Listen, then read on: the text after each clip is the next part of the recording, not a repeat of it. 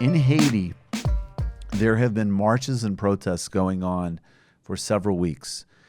There's a suggestion that not only could this lead to the removal of the current president, but it has echoes of the mass movements that led to the removal of the Duvalier regime about 30 years ago. Now, the Duvaliers, the father and the son, Papa Doc and Baby Doc, ran really vicious regimes that combined, in fact,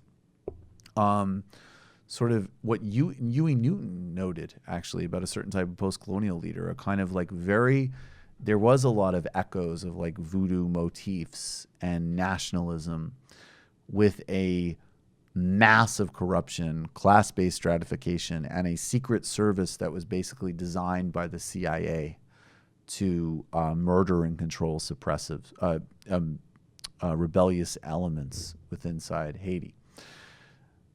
And the outset of these protests, we're going to play a clip in a second. Actually, let's play this clip first, and I'll contextualize it a bit. And we will certainly do more coverage of this, but I wanted to get to it some tonight. Yeah, let's play this real quick. This is from the Real News Network, which, again, I want to say, certainly, particularly with the Caribbean, Latin America, check out Real News and subscribe to them. As an example, they give Brian Mayer, who's indispensable on Brazil, a lot of platform. Welcome to the Real News Network. I'm Mark Steiner. Great to have you all with us. Haitians are in revolt. For the last 6 days, thousands of Haitians have taken to the streets, demanding the ouster of Jovenel Moïse and his government. Some say the revolt is about opposition to raising gas prices, like the Yellow Jackets in France. But it's not a mimic nor a mirror image of that revolt. The roots of this revolt in Haiti are in Moïse's election that many saw as tainted, maybe stolen. It's wrapped up in the United States' efforts to oust Venezuela's government, pushing the Haitian president to denounce him and support that ouster. It's about the $4 billion loan given to the Haitian government to develop the country via Venezuela's Petrocaribe program, and the double-digit inflation making some of the world's most impoverished people even poorer.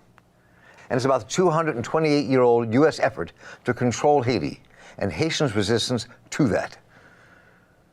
Could this be the beginning of another revolution like the one 33 years ago that ousted Claude Baby Doc Duvalier? Maybe. We'll see.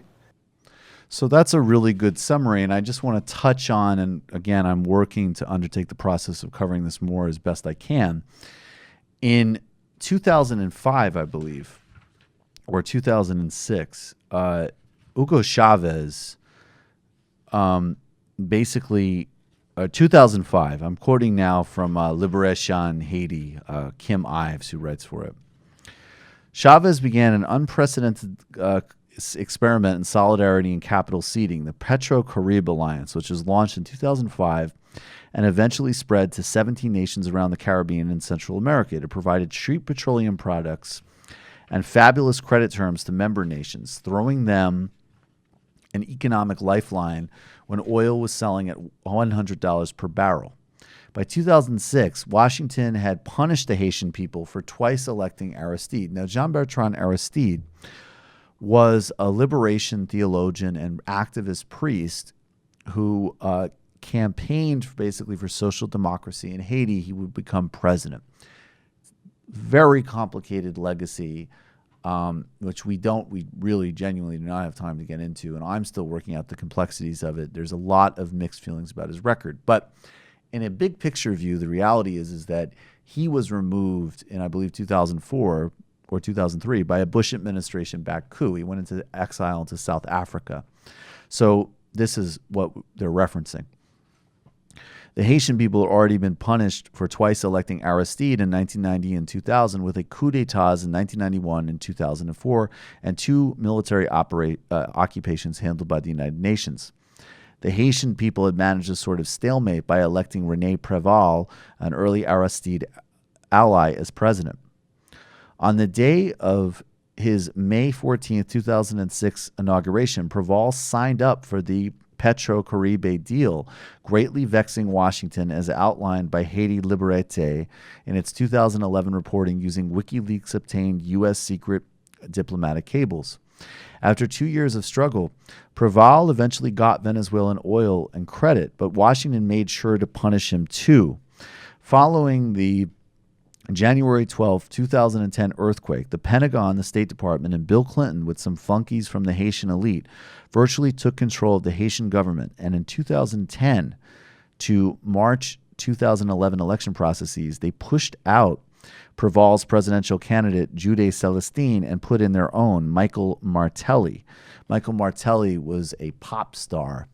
And unfortunately, as much as I love the Fugees, Praz helped lead Michel Martelly's campaign. He was known kind of for his ribald lyrics, but his did have connections in his own family to drug cartels, and he ran a very corrupt but very Washington-compliant government. So, and a big part of some of the rage that is taking place in the streets now, the most current version is a raise in petrol prices, which is the sort of classic, instrument of austerity and punishment of working people of any country.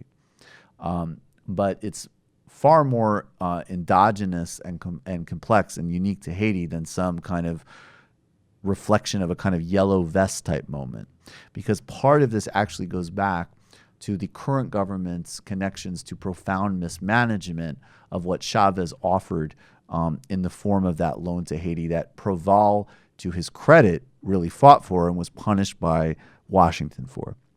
And then the other kind of historical loop on this is that Hugo Chavez actually was building out in Latin America and the Caribbean, but he specifically talked about how Haitians had supported Simón Bolívar in his revolutionary efforts. So he thought of it as a way of sort of honoring what Haiti had contributed. When you think about the contrast to that with the fact that the Haitians essentially had to bribe the United States to not invade them and reinstall slavery well after their revolution, to the fact that they still have been punished by debt and extortion from both the United States and France, that's quite a contrast in attitudes. And another thing to think about as we reflect on the complexities of all these legacies, but really, in some ways, the really just honestly quite noble legacy of an Hugo Chavez. You just enjoyed that Michael Brooks Show video, and you can get a lot more by subscribing to us here at the Michael Brooks Show YouTube channel. It's literally right there.